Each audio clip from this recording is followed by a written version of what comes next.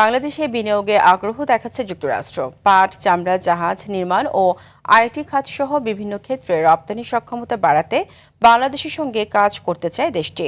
মার্কিন বাণিজ্য প্রতিনিধি দলের সঙ্গে বৈঠক শেষে এমন তথ্য জানিয়েছেন বাণিজ্যমন্ত্রী খন্দকার আব্দুল মুকতাদির। পাশাপাশি 12টি দেশের সঙ্গে মুক্ত বাণিজ্য চুক্তি এফটিএ নিয়ে আলোচনা চলছে বলেও জানিয়েছেন তিনি। বিস্তারিত আসিফ হাসানের রিপোর্টে।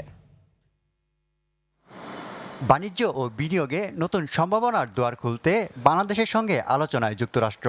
দুপুরে শিল্প মন্ত্রণালয়ে মার্কিন বাণিজ্য প্রতিনিধি দলের সঙ্গে বৈঠক করেন বাণিজ্য মন্ত্রী খন্দকার আব্দুল মুকতাদির।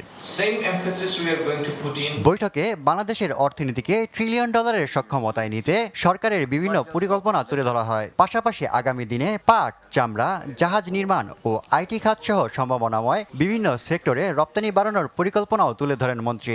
বাংলাদেশ যে $1 ট্রিলিয়ন ইকোনমিতে লক্ষ্য পৌঁছাতে চায়, সেই জন্য যে প্রচুর বিনিয়োগ দরকার, তার একজন সহযাত্রী হতে ইউএস কোম্পানিগুলি ইন্টারেস্টেড।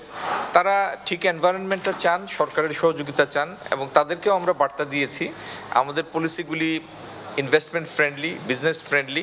এর আগে সকালে BIISS এর আয়োজিত এক অনুষ্ঠানে মন্ত্রী আরও জানান, বাংলাদেশের বাণিজ্যিক পরিধি আরও বাড়াতে 12টি দেশের সঙ্গে মুক্ত বাণিজ্য চুক্তি এফটিএ নিয়ে আলোচনা চলছে। এই সরকার আসার পরে সাউথ কোরিয়ার সাথে গত কয়েকদিন আগে একটা ইকোনমিক পার্টনারশিপ এগ্রিমেন্ট স্বাক্ষর হয়েছে। আমরা ইন্দোনেশিয়া, মালয়েশিয়া সাথেও আগামী দিনে এফটিএতে যাব। এছাড়াও আরও 10-12টা দেশের সাথে আমাদের এফটিএ নেগোসিয়েশন চলমান। ইউরোপিয়ান ইউনিয়নের সাথেও হয়তো মাসখানেক পরে আমাদের আনুষ্ঠানিকভাবে আলোচনা শুরু হবে। যুক্তরাষ্ট্রের বিনিয়োগ আগ্রহ আর সম্ভাব্য মুক্ত বাণিজ্য চুক্তি বাস্তবায়িত হলে তৈরি হতে পারে নতুন বাজার, বাড়তে পারে রপ্তানি ও কর্মসংস্থানের সুযোগ। আসিফ হাসান, RTV, ঢাকা।